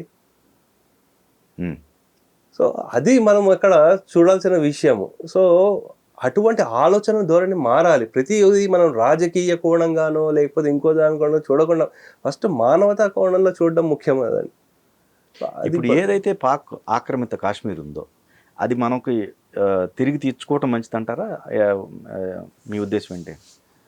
అది ఎప్పటికైనా రావాల్సిందేనండి, మనకి ఉండాల్సిందే. అంటే మన గురించి కాకపోయినా సరే అక్కడ ఉండే ప్రజలకి మంచి కోరుకునైనా సరే వాళ్ళు మనతో పాటే ఉండేవాళ్ళు కాబట్టి అది రావాల్సిందే. దాని గురించే ప్రయత్నాలు అయితే చేస్తున్నారు. సో దానికి తోడు ఏంటంటే మనం ఇక్కడ మనకు భారతదేశంలో 3 ఫ్రంట్ వార్, 3.5 ఫ్రంట్ వార్ అని అంటున్నాం. పాకిస్తాన్లో చూసుకుంటే 6 ఫ్రంట్ వార్ నడుస్తోంది ఇప్పుడు. ఓకే, ఒక పక్కనేమో బలూచిస్తాన్ ఒకటి, ఆఫ్ఘనిస్తాన్లో ఒకటి, సింధ్ పంజాబ్ ఒకటి, ఇంకోటి ఏంటంటే మనతో, ఇంకో పక్కనేమో ఇరాన్ వాడితో, ఇలా వాడికి ప్రతి ఒక్కళ్ళతో అంతర్గతంగానే అసీం మునీర్ ఎవడైతే ఉన్నాడో వాడికి కూడా ఆర్మీలో డివైడ్ అయిపోయింది.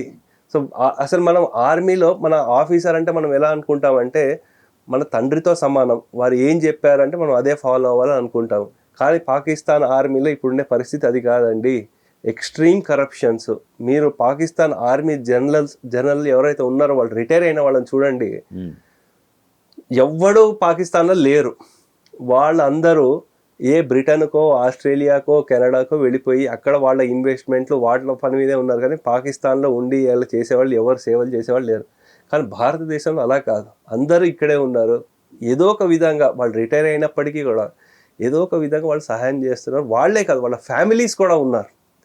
ఏదో ఒక పరంగా వాళ్ళ స్త్రీలు ఎవరైతే ఉన్నారో వాళ్ళు కూడా దేశ సేవ చేస్తూనే ఉన్నారు.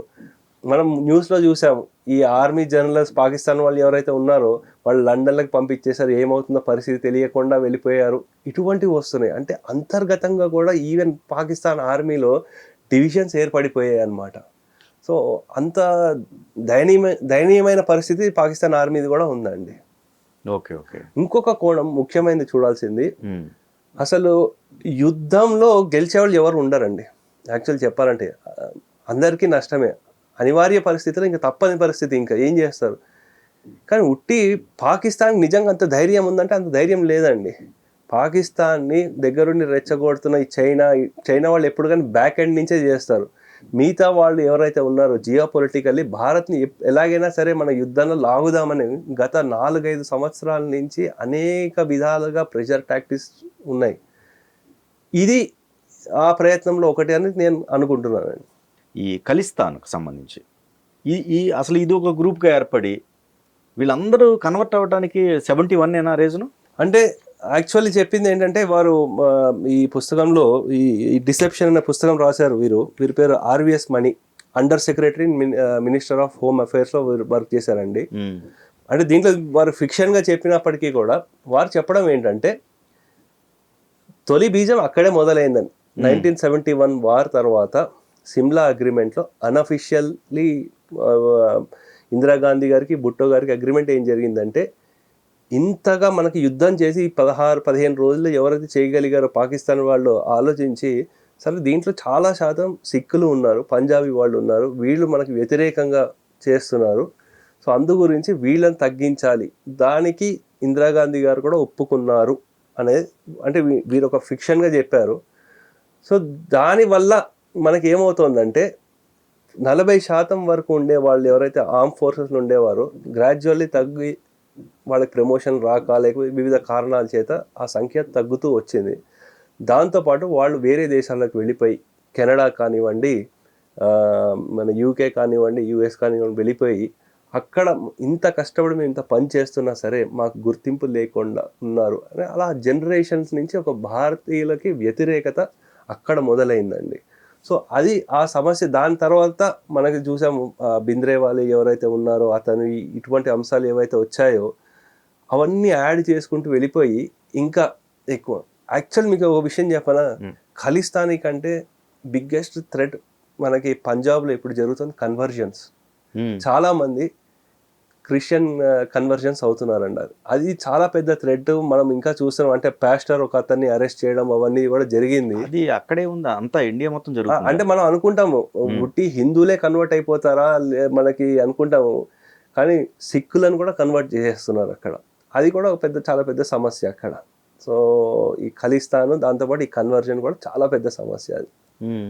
అది అంతర్గతంగా మనకి ఇటువంటి సమస్యలు చాలా ఉన్నాయి. కొంతమంది రాజకీయ లబ్ధి గురించి వాళ్ళు ఖలిస్తాన్ వాళ్ళకి సింపథైజర్గా ఉండే వాళ్ళని సపోర్ట్ చేయడం అటువంటివి కూడా జరిగింది. కానీ మన అదృష్టం బాగుండి అతను ఓడిపోయాడు ఇప్పుడు కెనడాలో. సో అందు గురించి ఖలిస్తాన్ మూమెంట్ ఇప్పుడు ట్రంప్ గారు కూడా వచ్చారు కాబట్టి ఎవరైతే మనకు దేశానికి వ్యతిరేకంగా పనిచేస్తున్నారో ఈ ఖలిస్తాన్లకి వాళ్ళ మీద యాక్షన్ ఉంటుందని మనం భావిద్దాం. అసలు మనకి ఈ తప్పంతా 47 డివిజన్లోనే జరిగింది అనుకోవచ్చు. అంటే అది దానివల్ల అని చెప్పలేమండి. మనకి తప్పులు అంటే ఈ మామూలు సామెత కర్ణుడి జావుకి 1000 కారణాలు అంటారు. సో కొన్ని రాజకీయ కోణంగా కొన్ని నిర్ణయాలు తప్పులు తీసుకున్నాము. కొంతమందికి ఏంటంటే హార్డ్ డెసిషన్ తీసుకోకుండా మనం స్టేట్స్మెన్గా కనిపించాలి, లేకపోతే మనకి వరల్డ్ లీడర్గా కనిపించాలి అన్న ఆ దృష్టిన తీసుకున్న కొన్ని తప్పిదాలు ఏవైతే జరిగాయో డెఫినెట్లీ అవే రీజన్స్ అండి. మనకి చూసుకుంటే ఇజ్రాయెల్ చూడండి, వాడికి చుట్టుపక్కల అన్ని దేశాలు వాడికి వ్యతిరేకమే, అయినా సరే వాళ్ళు నిలబడ్డారు. అలా కఠినమైన నిర్ణయాలు తీసుకోవడంలో మనము కొంచెము వెనుకడుగా వేయాల్సి వచ్చింది. ఇంకోటి ఏంటంటే జియో పాలిటిక్స్లో కూడా చూసుకుంటే పాకిస్తాన్కి ఎప్పుడు కానీ organisation of Islamic countries support ఎప్పుడూ ఉందండి. మనం వానికి ఎగెన్స్ట్గా వెళ్ళలేకపోయాం మనం. అంటే కారణం ఏంటంటే ఆయిల్ మీద ఉన్న డిపెండెన్సీ. ఓకే, సో ఆయిల్ మీద మనం చాలా డిపెండ్ అయి ఉన్నాము, మనమే కాదు యావత్ ప్రపంచం కూడా. ఇప్పుడు ఏంటంటే హైడ్రోజన్ ఫ్యూయల్ అవన్నీ రావడంతో ఇప్పుడు భారత్ కూడా ఆర్థిక శక్తిగా ఎదుగుతోంది. కాబట్టి ఇప్పుడు డిప్లొమసీలో మనం చూడాల్సింది రెండే అండి. ఒకటి ఏంటంటే ఏ దేశమైనా సరే నాకేంటి, నా దేశానికి ఏంటి అని చూసుకుంటాడు. నెక్స్ట్ శత్రువుకి శత్రు మిత్రుడు అని చూసుకుంటారండి. సో ఇప్పుడు మనం చూసుకుంటే ఇప్పుడు మిడిల్ ఈస్ట్లో కంట్రీలు కూడా మనకు సపోర్ట్ చేస్తున్నాయి. ఎందుకంటే బిజినెస్ ఇన్వాల్వ్ అయి ఉంది వాళ్ళకి. ఆయిల్ రిజర్వ్స్ వాటి మీద కంటే, ఎందుకంటే ఆల్టర్నేటివ్ ఫ్యూయల్స్ లేకపోతే ఎలక్ట్రిక్ వెహికల్స్ ఇవన్నీ రావడంతో ఆయిల్ కొనే వాళ్ళు తగ్గిపోతున్నారు. అందు గురించి వాళ్ళు టూరిజంని ప్రమోట్ చేస్తున్నారు. భారత్తో కూడా మంచి బిజినెస్ ఆపర్చునిటీస్ వస్తున్నాయి వాళ్ళకి. బిజినెస్ ఆపర్చునిటీస్ వల్లే చైనా వాడు కూడా ఇంకా ఇప్పుడు కాముగా ఉన్నాడు. ఎందుకంటే వాడికి అమెరికా దగ్గర నుంచి వాడికి దెబ్బ పడుతోంది. సో టరీఫ్లు అవన్నీ నడుస్తుంది కాబట్టి సరే భారత్తో ఉండి ఎలాగైనా బిజినెస్ డీల్ చేసుకుందాం. సో అందు నుంచి వీళ్ళు ఎంత పాకిస్తాన్ సపోర్ట్ అయినప్పటికీ కూడా ఎప్పుడైతే మన దేశానికి లాభం జరుగుతుందో అనుకుంటారో వాళ్ళు వెనక్కి స్టెప్ వేస్తారండి.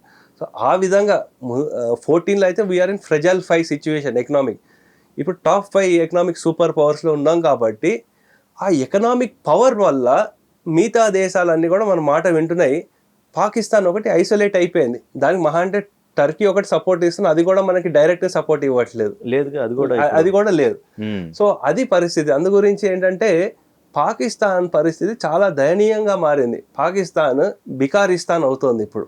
సో వాళ్ళకి వార్ చేయడానికి అసలు ఫారెన్ ఎక్స్చేంజ్ కూడా లేదు. $7 బిలియన్ ఎంతో ఉంది. అది కూడా ఏంటి, IMF నుంచి దీని నుంచి ఒక $2 బిలియన్ లోన్ ఎంతో ఇచ్చారు. ఇంకా వార్ జరిగితే మనకి వాళ్ళ జనరల్ బాజ్వానో ఎవరో ఉన్నారు, మనం చెయ్యలేం పరిస్థితి. మనకి అంత ఆయిల్ కూడా మన దగ్గర లేదు. దానికి తోడు మనకి భారతదేశం ఏంటంటే పోర్ట్ల దగ్గర నుంచి ఎలా అయితే వెళుతుందో అక్కడ కూడా మనం టైట్ చేస్తున్నాం. అంటే మెయిన్ యుద్ధం జరిగేటప్పుడు డీజిల్ అవసరం చాలా ఉంటుంది. సో అప్పుడు సప్లైస్ లేకపోతే వాడు వెహికల్ ముందుకు ఏం తీసుకెళ్ళలేడు. అందు గురించి అవి కొనడానికి వాటికి కూడా వాళ్ళ పరిస్థితి చాలా దయనీయమైన పరిస్థితి. దానికి తోడు పాకిస్తాన్ ఎక్స్టర్నల్ మినిస్టర్ ఒక స్టేట్మెంట్ ఇచ్చాడండి. We did this dirty work for 30 years because of the west అన్నాడు. అంటే టెర్రరిజంలు ఇవన్నీ మీరు ఎందుకు సపోర్ట్ చేస్తున్నారంటే వెస్ట్ వల్లే మేము చేస్తున్నామని ఒక స్టేట్మెంట్ కూడా ఇచ్చాడు. దాంతో ఇప్పుడు US కూడా ఎగెన్స్ట్ అయింది. అంటే అఫ్కోర్స్ దానికి రీజన్ కూడా ఏంటంటే అంతర్గతంగా పాకిస్తాన్కి వ్యతిరేకత మొదలైనప్పుడు మతాన్ని అడ్డుపెట్టి ఎలాగో మనం ఏం చేసినా సరే ఇంకా వెస్ట్ కానీ ఈ కంట్రీస్ కానీ మనకు సపోర్ట్ ఇవ్వరు. అందుగురించి మతాన్ని అడ్డు పెట్టుకుని మన వీటిలన్నిటినీ మనలో ఉన్న ప్రజల్ని అందరినీ ఏకం చేసే దాని ప్రకారము చూడండి, మనం వాళ్ళ అంత చేసినా సరే వెస్ట్ వాళ్ళు మనకు సపోర్ట్ ఇవ్వట్లేదు, ఈ సమయంలో మనం కలిసి ఉండాలి అన్న ఉద్దేశం. చాలామంది ఏమంటారంటే వాళ్ళు ఏదో సెల్ఫ్ గోల్ కొట్టుకున్నారు, వాళ్ళ ఎక్స్టర్నల్ మినిస్టర్. సెల్ఫ్ గోల్ కాదు, అంతర్గతంగా డివిజన్స్ ఏవైతే ఉన్నాయో వాళ్ళందరినీ మళ్ళీ ఒక తాటి మీద తీసుకొచ్చే ప్రయత్నం వాళ్ళు చేసుకుంటున్నారు. So these are all the overall picture అండి. దాని మీద యూనిటీ అనేది అక్కడే కాదండి, లోపల కూడా కొన్ని విజువల్స్ చూస్తుంటే ఇప్పుడు కింద వాళ్ళు ఫ్లాగ్కి సంబంధించింది ఆ రోడ్డు మీద వేసినప్పుడు కొంతమంది పీకేస్తున్నారు, ప్రొటెక్ట్ చేస్తున్నారు. అది ఎంత దారుణమైన పరిస్థితి అంటే అండి, మనకి ఎక్కడో పాకిస్తాన్లో జరుగుతోంది, దానికి ప్రొటెస్ట్లు అవన్నీ జరిగాయి.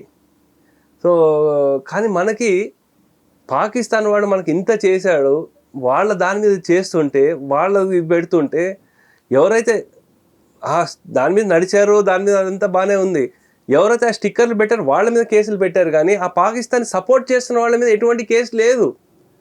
ఎందుకంటే వాళ్ళకి ఓట్లు మిస్ అయిపోతాయి. ఇక్కడ కూడా ఓట్ బ్యాంక్, ఇక్కడ కూడా ఓట్ బ్యాంకే. ఇక్కడ కర్ణాటకలో జరిగింది ఇది. అవును, కర్ణాటక మంగళూరు అటుపక్కన అనుకుంటా. సో ఎందుకంటే ఓట్ బ్యాంక్ పాలిటిక్స్ అక్కడ. సో అంటే మనము ప్రజలు కూడా మనం ఆలోచించుకోవాల్సింది ఏంటంటే ఓటు గురించి మన రాజకీయ నాయకులు దేనికైనా దిగజారుతారు అనేది మనం గమనించుకోవాలి. సో అలా కాకుండా దేశ హితం గురించి పనిచేసే నాయకులు ఎవరైతే ఉంటారో వాళ్ళని ఎన్నుకోండి, తప్పు లేదు. వాళ్ళు ఏ పార్టీ అయినా అవ్వనివ్వండి. సో అది ఇంపార్టెంట్ ఇక్కడ. అంటే మనకి దేశమే ముఖ్యం అన్న విషయము, అంటే మన మతానికంటే దేశం ముఖ్యము అనేది చాలా జాగ్రత్తగా గమనించాల్సిన అంశం అండి. ప్రతి ఒక్కళ్ళకి చిన్న పిల్లలతో సహా అందరు చెప్పాల్సిన అవసరం ఎంతైనా ఉంది ఇది వీటి గురించి. ఎందుకంటే ఇప్పుడు వాడు 8వ తరగతి 10వ తరగతి చదువుతారు, నెక్స్ట్ ఎలక్షన్ టైంకి అతను ఓటేసే హక్కు వస్తుంది అతనికి. వాళ్ళకి ఇవన్నీ తెలియకుండా ఏదో వాళ్ళ ఇంకా యాక్చువల్ చెప్పాలంటే as per the 2024 survey 50% of the kids who are in 15 to 20 years physically they are not fit. ఎందుకంటే వాళ్ళు ఎప్పుడు మొబైల్కి వాటికి ఇది అయిపోయారు. ఫిజికల్ యాక్టివిటీలు ఏమున్నాయి? చిన్నప్పుడైనా మనం పార్కులు అక్కడిక్కడ ఆడుకోవడాలు ఉన్నాయి, ఇప్పుడు జరుగుతున్నాయి అవి లేవు. అంటే పేరెంట్స్ కూడా పిల్లలకి ఫిజికల్ ఫిట్నెస్కి ఏదైతే ఇంపార్టెంట్ ఉందో వాటి మీద కూడా ఫోకస్ పెట్టాల్సిన అవసరం ఉందండి. వారు అనివార్యం అయితే సో మన కాశ్మీర్ మనం తగ్గించుకోవటం మంచిది, అంతే కదా ఫైనల్గా? అంతే మనకి వారు అనివార్యం అయితే ఇదే అవకాశము మన పాకిస్తాన్ ఆక్యుపైడ్ కాశ్మీర్ అయితే అది తీసేసుకోవడం మంచిది. మనకి కావాల్సిన సపోర్ట్ అంతా ఉంది. సో దానికి తోడు డెఫినెట్లీ మనకు ఉండే డిఫెన్స్ ఫోర్సెస్ మీద నమ్మకం అయితే ఉందండి.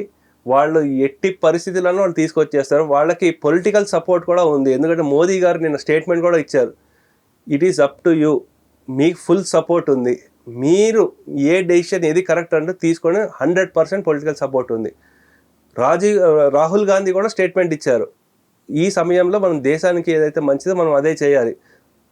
Good statement. సో దాని మీద అలాగే వారి పార్టీ అందరూ అలాగే నిలబడతారని కూడా మనం ఆశిద్దాం. సో అంటే మన రాజకీయాలకి అతీతంగా మన నాయకులు ఎదిగి మన దేశ హితం కోసం అందరు పనిచేసి పాకిస్తాన్ ఆక్యుపైడ్ కాశ్మీర్ కూడా భారత్లో విలీనం అవుతుంది అని మనం ఆశిద్దాం. వారి కన్నా ముందు తీసుకున్న నిర్ణయాల్లో ఈ వాటర్ ఆపటం అనేది మేజర్గా ఈ డెసిషన్ తీసుకోవటం. అవునండి. దీనివల్ల వాళ్ళలో మార్పు వస్తా లేదా అనేది పక్కన పెడితే ఈ డెసిషన్ తీసుకోవడానికి మెయిన్ రీజన్ ఏమై ఉంటుంది సార్? ఇప్పటివరకు మనకు జరిగిన వార్స్ ఏవైతే ఉన్నాయో, మనకి 60లో సైన్ చేశారు, 65లో కానివ్వండి, 71లో కానివ్వండి, 99లో కానివ్వండి, ఎప్పుడైనా సరే దీన్ని ఎప్పుడు ఆపలేదు. సో ఇది చాలా పెద్ద డెసిషన్ అండి ఇది. ఎందుకంటే వాళ్ళకి ఈ నీరు ఏదైతే ఉందో 80% ఆఫ్ సాగునీరు ఇది ఆపేస్తే అసలే వాళ్ళకి ఏమీ లేదు. ఇన్ఫ్లేషన్, పాలు కూడా 150 రూపాయలు 200 రూపాయలు నడుస్తుంది ఇన్ఫ్లేషను. దానికి తోడు ఈ నీరు కూడా రాకపోతే వాళ్ళకి ఇంకా చాలా దయనీయమైన పరిస్థితి. ఎందుకంటే వాళ్ళకి ఎక్కువ పండించేది కూడా ఏవైతే ఉంటుందో అది పంజాబ్ ప్రాంతంలోనే ఎక్కువ ఈ నీటి వల్లనే. సో ఈ ఇండస్ వాటర్ ట్రీటీని ఆపేయడం వల్ల నీరు రాకపోవడంతో అక్కడ రైతులు చాలా నష్టపోతారండి. సో దానికి తోడు ఏమవుతుందంటే యాక్చువల్లీ ఈ ఇండస్ వాటర్ నుంచి సింధు ప్రాంతంలోకి వెళ్ళాల్సిన నీరుని కూడా పాకిస్తాన్లోని పంజాబ్ ప్రాంతం వాళ్ళు ఎక్కువ వాడేసుకుంటున్నారు. అందు గురించి చాలా టెన్షన్స్ కూడా మొదలవుతుంది. మళ్ళీ ఈ వాటర్ గురించి చాలా పెద్ద టెన్షన్ ఉంటుందండి. ఇది కాకుండా దగ్గర పాకిస్తాన్కి 25% జీడిపికి కాంట్రిబ్యూట్ చేస్తుందండి ఈ వాటర్.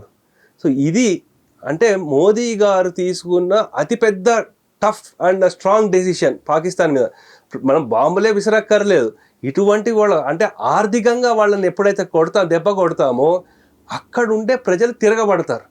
దానికి తోడు మనకి అక్కడ చూస్తాం, ఇప్పటి వరకు మనకు తెలిసిన న్యూస్ల ప్రకారం అయితే మనం బలూచిస్తాన్లో కానివ్వండి, ఆఫ్ఘనిస్తాన్లో వాళ్ళకి కానీ మనం ఎటువంటి సపోర్ట్ చేయలేదు. నిజంగా పరోక్షంగా అటువంటి సపోర్ట్ చేసినా సరే ఇంకా పాకిస్తాన్ వాడు ఇంక ఏమి చేయలేడు వాడు పరిస్థితి. ఆ వారు ఇంకో 15 రోజుల్లో ఎండ్ అయిపోతుంది. సో అంత కఠినమైన నిర్ణయం ఇది. సో దానికి మోదీ గారిని వారి ప్రభుత్వాన్ని ఇంత డేరింగ్ డెసిషన్ తీసుకున్నారండి. వాళ్ళు అక్కడి నుంచి భయపెట్టిస్తున్నారు, మీరు నా వాటర్ ఆపేస్తే మీ రక్తాన్ని మేము దీంట్లో పారదోలుతాము ఇట్లా అని చెప్తున్నారు. అయినప్పటికీ దేనికి భయపడకుండా, దేనికి తల వంచకుండా ఇటువంటి నిర్ణయం తీసుకున్నారు. మీరు అనుకోవచ్చు దీనికి అలా చేస్తారండి, ఎందుకంటే పై ప్రాంతం నుంచి కింద వెళ్ళే దాన్ని నీళ్ళు ఎలా ఆపుతారు అని అనుకోవచ్చు మీరు. కానీ దగ్గర 7-8 డ్యాములు గత 10 సంవత్సరాల నుంచి దాన్ని కడుతూ వచ్చారండి. వేరే స్టేజెస్ ఆఫ్ కంప్లీషన్లో ఉన్నాయి. ఇది ముందు ప్లానింగ్ అయ్యి ఉంటుంది. ముందు 2015 నుంచి ఉందండి. దాని మీద మొత్తం డీటెయిల్స్, ఏ డ్యాము ఎక్కడుంది, ఎంత పరిస్థితి, ఎంత కన్స్ట్రక్షన్ అయింది, అన్ని డీటెయిల్స్ ఉన్నాయి మన దగ్గర. కాస్త మీకు తర్వాత సపరేట్ షేర్ చేస్తాను.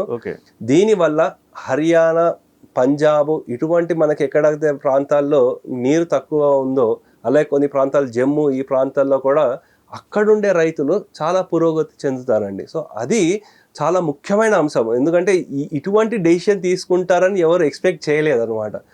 దానికి మనం మెచ్చుకోవాలి. ఈ ఇండస్ వాటర్ ట్రీటీ దాన్ని హోల్డ్లో పెట్టినందుకు దానివల్ల మన దేశ ప్రయోజనం అనేది, పాకిస్తాన్ ఆర్థికంగా ఎంత నష్టపోతుందో కూడా మనం చూడాల్సిన అవసరం ఎంతైనా ఉందండి. Thank you so much. Thank you sir.